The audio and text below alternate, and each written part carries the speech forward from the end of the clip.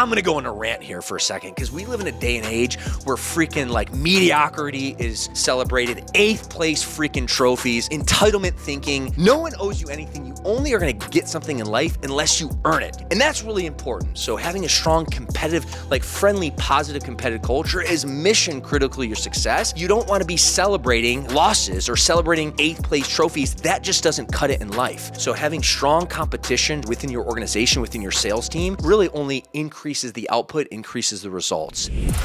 Welcome to the Fitness CEO Podcast. The 8 strategies to motivate your sales team, set and achieve targets, and build long-lasting relationships so you can grow your empire. My friends, my name is Bryce Henson. I am your host of the Fitness CEO Podcast, and today we are going to uncover these 8 strategies, which I just went over, to make sure that you can grow and blow up your business, which is the name of the game. Now, before I do, I want to take a step back and be able to provide some insight to my leadership framework, which is a 3-pillar framework. Number 1, lead yourself. Because if you can't lead yourself, well, you certainly can't lead your family, which is the 2nd pillar. And if you can't lead yourself and your family, then you certainly cannot lead your empire, which is a 3rd pillar. So that is the framework we're going to be teaching. And really, the 8 strategies to motivate your sales team, set and achieve strong targets, and build long-lasting relationships. This is more on the framework of lead your empire. But I want to kick it off with a story as I was putting this together. And I was actually just on the fly because we're shooting this in early January of 2024. So Happy New Year. This episode is set to release at the end of the month. But I just spent 2 weeks in Australia, Perth, Australia, visiting my sister-in-law and my wife's, Brazilian and Australian family over Christmas and New Year's. And it was a great experience. So I'm going to be sharing some stories throughout the early 2024 and onward about some, learning lessons and takeaways that you can apply to leading yourself, leading your family, and also leading your empire. But when I returned, about 2 days after New Year's, I received some pretty, humbling news. And it seems to be everything's okay, although the open heart surgery is not going to take place for a couple weeks. And with my uncle, who's 85 years old, the news that I just received was my Uncle Ed, who has been the patriarch of the family, who's in good health. He still, keeps active, works until this day, but unfortunately is going to go through open heart surgery next week. So at the time this episode releases, the outcome will already set. Now, the doctors are very optimistic, and certainly our family is optimistic. I would say cautiously optimistic. It's a tough surgery, as you would imagine. Anytime you have an open heart surgery, when you're depending on a surgeon, that's obviously a very vulnerable place to be in. And then on top of that, my uncle was born in the year 1939, so I believe he'll be 85 in March. But regardless, he's in his mid-80s, and that's also a very vulnerable place to be. So as you would imagine, our family is concerned. But if you can believe this, the news that I found out from my mom, my mom is the younger sibling to my Uncle Ed. Uncle Ed just notified his family, his kids and his siblings 2 days ago, and he found out that he was going to have surgery at the end of 2023 in the November timeframe, which meant, he waited about 6 to 8 weeks to notify his family. And you might be thinking, my goodness, that's a big deal. Why would you do something like this? Well, the fact of the matter is what he shared was, at the end of the day, the surgery was set. He found out news why he was going to have it. And by showcasing that information, in November, December, what that was going to do is only going to create more worry and anxiety for his family. And he thought to himself, at the end of the day, they can't control, what's going to happen in the heart surgery. And I'm doing all the things I need to do to prep for it. So it's probably best, from a leadership perspective and a family perspective, just to keep my mouth shut, make sure my family can enjoy the holidays. And I'm going to share the news with them first week of January and get their support, for mid-January for the surgery. And taking a step back, I was talking with my wife, Tatiana, about it. And I just think that's so admirable. And there's so many learning lessons, specifically about leading yourself and leading your family. And the 3 things that I want to take away is, number 1, being a servant leader and realizing that as a leader, it's not about you. It never has been and never will be. It's about the people that you are guiding and the people that are following you. And my Uncle Ed knew that by communicating prematurely, there wasn't anything that their family could do during the holiday season. So by communicating prematurely, that would only create more anxiety and more worry to a really challenging situation. So in this particular situation, he decided, because of the fact that by communicating early is only going to create a negative outcome, I'm just going to harbor that. And yes, it's harder for him to go through the holidays knowing that he has this big surgery on the horizon, but it's going to be better for his family. And from a servant leadership perspective, which is a learning lesson number 1, that's so admirable.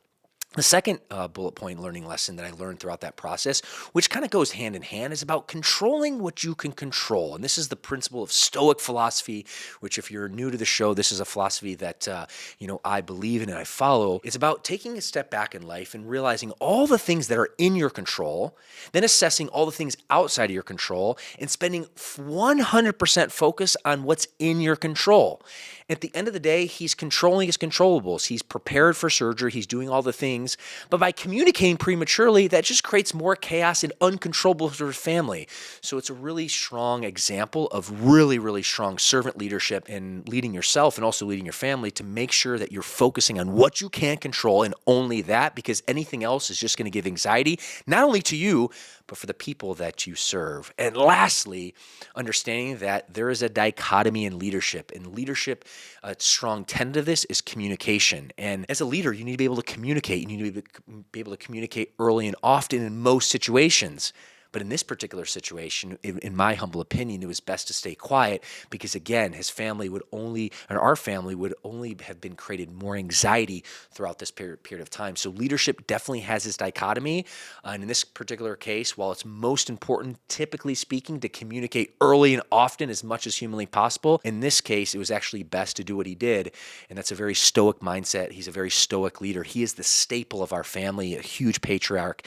And I wanted to be able to kind of showcase and kick off this episode, I guess premature, if you will. I wasn't really planning on hitting that, but I think it's a really great learning and takeaway that you can apply in your leadership to lead yourself, to lead your family, and eventually you can lead your empire, which is really the essence of today's show. So we're going to get into that right here. But before I do, I want to preface, especially if you're new to the show, I'm the CEO of Fit Body Bootcamp, which is a 8-figure international fitness franchise. We're based here in Los Angeles, California, or in the neighboring area. But we're throughout North America. We have hundreds of locations and feel very privileged on that. So that all in mind, in my 20-year career, in the last handful of years leading the organization, I've led the sales of $40 million in my 20-year career, either directly as a sales rep or indirectly either overseeing my company or overseeing my sales team. So I share this with you not to impress you, but to impress upon you and really give you some insight on why it might be a good idea to maybe take some guidance from me, specifically because I have a lot of authority and experience in this particular sales, marketing, and leadership endeavor. Also knowing that taking a step back, leadership, is influence. Sales is also influence, okay? Now, I look at this in two different ways, though. Leadership is typically selling the vision, all right, big picture, guiding people towards the destination. That's how you influence from a leadership perspective. From a sales perspective, you influence through selling a product or a service, typically transactional, if you will. So leadership and sales, they are very much similar. They are combined and related through the philosophy of influence, but they're also a bit different as well. So I look at them as cousins, not necessarily brothers or sisters, but what they are is their skill sets. And I think it's easy for sometimes people to think, okay, when they look at someone who's really strong in sales, it's like, oh, that's a great salesman or that's a great leader. And yes, in each of those situations, that person that you're looking up to and admiring, they probably have developed their identity to be that of a great salesperson and that of a great leader in this particular example. But when you take a step back, way before it became their identity, it was just a skill set they needed to learn. And at the end of the day, leadership is a skill set, marketing is a skill set, sales is a skill set, learning a language is a skill set. I'm literally talking off camera with my friends Pablo and Isaac, who are my two rock star videographers, and they both speak fluent Spanish. And we were talking about how they learned Spanish with their parents growing up. It's a skill set. I don't speak Spanish because I have not acquired that skill set, but Spanish, learning another language, sales, marketing, influence, marketing. Like I said again, these are all just skill sets. So I want you to look at that from a skill set perspective, because when you look at them for what they are, about just learning how to acquire that skill set. Once you acquire that skill set, then you can compound on that, and that really is a liberating idea. It certainly has been for me. So I wanted to kind of set the tone there. So that all in mind, as I kind of be able to provide that preface and that overview before I get into the 8 strategies, again, to motivate your sales team, set and achieve targets, and then build long-lasting relationships. So here we go. Strategy number 1, and it really is under the umbrella of leading yourself, even before you lead your empire, is can you lead yourself? Are you fit? Are you healthy? Are you lean? Are you growing as a person? Now, you might be thinking, Bryce, if I'm going to lead a sales team, okay, What does me being fit have anything to do with that? And my friend, it has everything to do with this, because the more fit you are, the more healthy you are, the more vibrant you are, you're going to be able to show up better, okay, not only from a sales perspective, from a leadership perspective, to be able to lead, give value, give influence and support to your team. So it starts with you. This is why the framework of leadership is, number one, lead yourself, then you can lead your family, then you can lead your empire. So it starts with you. So my strong recommendation is, if you are in a position or going to be in a position where you're going to be leading a sales team, first and foremost, lead yourself, get fit, get lean, get jacked, watch how your sales teams respond. So that is strategy number one. Strategy number two, passion. Are you passionate about what you do? Are you passionate about the service that you provide? Are you passionate about people? If you're not passionate, guess what? You're not going to be successful leading your sales team. That's just the fact of the matter. And no, this is not woo-woo stuff, okay? This is actually practical. Take this to the bank. Why is that the case? When you're working with a team, when you're leading, when you're selling, guess what? You face a lot of friction. You face a lot of rejection. This is just part of the process. So having a passion towards what you do, the product that you sell, the people and the team that you have, that is going to be a very practical piece of advice and mission critical, really, to allow you to break through the resistance, break through the rejection, and make sure that you can continue on the path when the times get tough, which guess what? They will. So you got to have passion, my friend. That's strategy number two. Strategy number three, your work ethic, okay? You must be the example. You must lead by pulling, not pushing. And the best way I can describe this is a lighthouse and a tugboat. This is the analogy I want to impart on you. And if you're a sales, leader, if you will, all right, your job is to help, bring in the boats, if you will, or sales, okay, to your business. In this particular case, the lighthouse and the tugboat, they both bring in ships from the harbor. Now, they have different strategies behind that. The lighthouse is a beacon. The lighthouse shines as an example and attracts and pulls, okay, the boats into the harbor. Whereas the tugboat pushes, okay? Puts a lot of effort and energy to push and push and push. Both do the same thing, but you want to be the lighthouse. And you do that by having a strong work ethic, by being the first one in, the last one to leave, because you can bet your bottom dollar, your sales team, they should be working for a good incentive package from a sales perspective. So that's mission critical. If your sales team is not highly incentivized, well, then guess what? You're probably not going to have a team that's really, chomping at the bit to grow your team. But assuming you do, which is really critical, you also need to have a team that's fired up to work for you, because they see your work ethic, they see you grinding, and they see you being a lighthouse, pulling them to success rather than pushing them. So be the lighthouse, don't be the tugboat. Strategy number 4, relationship, okay? Business is a relationship game. Sales is a relationship game. And leadership is a relationship game. And I learned this very vividly from Bedros Keuilian, who you know to be the founder of Fit Body Bootcamp, who also joins me on my Fitness CEO podcast once a month when I get to interview and dialogue. And he's been a great friend of mine, a mentor that I've learned a lot throughout the years. And one thing that I really gleaned a lot from is, for his key people, he always takes time to break bread, to have dinner, to go things or do things outside of the work environment to build that relationship with your team. And at the end of the day, it kind of follows the same philosophy of your strong work ethic in strategy 3 versus your strong relationship building in strategy 4. In both situations, yes, you want to be able to have a strong structure for your team, but you want to create such strong relationships and value for your team that they're not only working for the company, they're not only working for their own commission, but they're working hard for you, not to disappoint you. And the only way you do that is you got to love on your people. You got to value people, and you have to build relationships with your people. I'm telling you this has been so mission critical to my success, not only as a salesperson, but a leader leading my entire organization, but specifically for my sales team. And I try to every quarter or so, take a step back and really break bread, go for dinner. And that really creates strong relationships, which is strategy number 4. Strategy number 5, recruiting, training, and developing. My friend, you should have a strong recruitment and training training process, not just an onboarding process, although that's mission critical, but a long-term development process as well. And your systems and your training should evolve with time. Specifically from the sales perspective, okay, number one, you should have a really good onboarding program where you're showcasing and training the new hire on not just their particular role, but also to the company in general. How does the operations team work? How does the finance team work?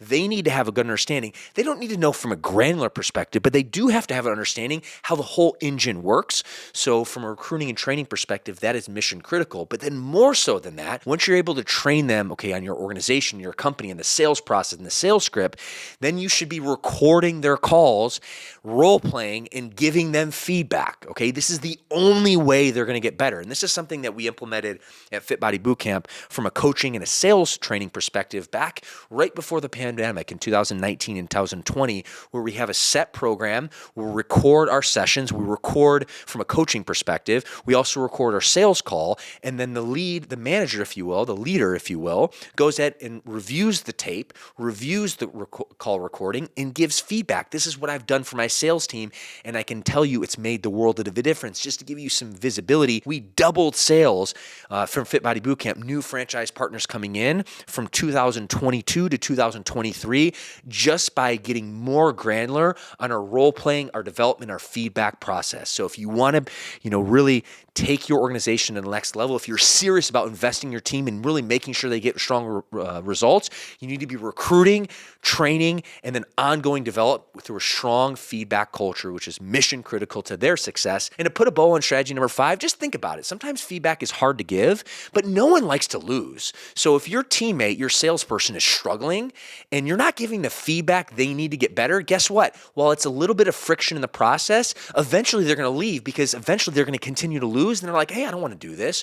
Where the opposite is also true. If you recruit them, you train them, you develop them, you give them real-time feedback, when they implement that feedback and they have more results, guess what? They're going to be more motivated to continue on. And I guess the last point on this is a framework of leadership that I really, really believe in. What gets praised gets repeated. So you want to give them feedback to get better, but you also want to be lavish in praise because people will work for that and they'll go to battle for you, which is what you want as a sales training leader in your organization. So that is bullet point number 5. Bullet point or strategy number 6 on how to motivate your sales team, set and achieve targets, and build lasting relationships is this. Your sales team needs to be also on the marketing team. Now, your sales team don't need to be leading the marketing division. There's a lot of things in that are going on in your organization, but they should be in meetings and they should have a good understanding of how marketing works. Because marketing, okay, that department is in charge of spreading the word, bringing leads to your door, where your sales team's job and focus is converting those people you're bringing to the door, aka prospects, to long-term membership sales, okay, clients, if you will. So the departments, they do different things, but they're very synergistic together. So from a leadership perspective, from a culture perspective, to making sure that your team is integrated and everyone's in the know, your sales team should also be in your marketing team as well. That's been a huge adjustment that we've made just in 2022 and 2023 that really has seen exponential growth. And I think I shared a little bit of the growth that we've had at FitBody. In 2021, off the pandemic, we awarded roughly 21 locations. In 2022, we over doubled that. We got to about 45 new franchise partner locations. And this past year in 2023, we just hit the metric of 58 new franchise partners who've entered the FitBody Bootcamp brand. And a lot of these strategies, or the results, I should say, are because of the strategies that implemented, most notably making sure that my sales team was also ingrained in my marketing team. One, for the reasons listed. The second aspect, what that does is it also empowers and creates more, creativity in your sales team. And my sales team have executed a few different marketing initiatives, which brought in new franchise partners. And if the teams were separate, which they were in 2019 and 20 and 21, that would have never happened. So please make sure that your sales team is integrated with your marketing team. as that will definitely help your results, which is my strategy number 6. Strategy number 7, setting targets. My friend, you need a process, okay, or an operating system. We use something called EOS, which stands for the Entrepreneur Operating System, which I've talked about. I brought on Brian Underhill, who's our EOS implementer. And ever since implementing the EOS system in 2019, which really didn't really get going full force until 2020, of setting annual meetings, then quarterly targets, ever since implementing EOS, we've gotten very, very good at projections. And that's really, really important. Number one, for clarity and a leadership lens, but also for team morale as well. When you can set targets and set projections and actually become very close to hitting those projections, number one, it creates more success for your organization. And number two, it creates more morale for your organization, and specifically your sales team as well. And at the time of this recording on Monday and Tuesday of this coming week, I'm going to sit at our annual meeting for 2024. In the last 18 months, every single quarter, we're like 2% off in terms of projections versus what actually came in from a sales perspective. That was not the case in 2019 to 21. However, since we've really gone all in on EOS and really been serious about our annual meetings and our quarterly targets, we've gotten really, really good, which again has increased sales and also increased morale. So that is strategy number 7. You must set targets and you must have an operating system broken up into annual and quarterly targets. And bullet point number 8 to round us off, to finish out with the strategies to really increase your sales and your sales team support. And I talked a little bit about this, is having a feedback culture. And it's about reviewing, it's about giving feedback, the good, the bad, and the ugly. What gets praised gets repeated. Also, if you don't give constructive feedback, guess what? You're leaving your sales team in a vulnerable position to not give them the information they need to get better. So you have to have a strong feedback culture. You also have to have some friendly competition in your culture. And I'm going to go on a rant here for a second, because we live in a day and age where freaking like mediocrity is celebrated, 8th place freaking trophies, like, entitlement thinking. No one owes you anything. You only are going to get something in life unless you earn it, okay? And that's really important. So having a strong competitive, like friendly, positive competitive culture is mission critical to your success. You don't want to be celebrating, okay, losses or celebrating giving out 8th place trophies. That just doesn't cut it in life. So having strong competition, strong friendly, competitions within your organization, within your sales team, really only increases the output, increases the results. Just to give you an example, this is something that Max, my main franchise advisor, stud of a guy, like a brother to me, set out and created a little competition with the team. And he set a metric last year. If we hit X amount of locations, he was going to take the whole team out to a very high class, fancy steak dinner at Mastro's, which is a very, very nice restaurant here in Southern California. And guess what? As he set that out, he put his name on the line and he created a little competition with the team.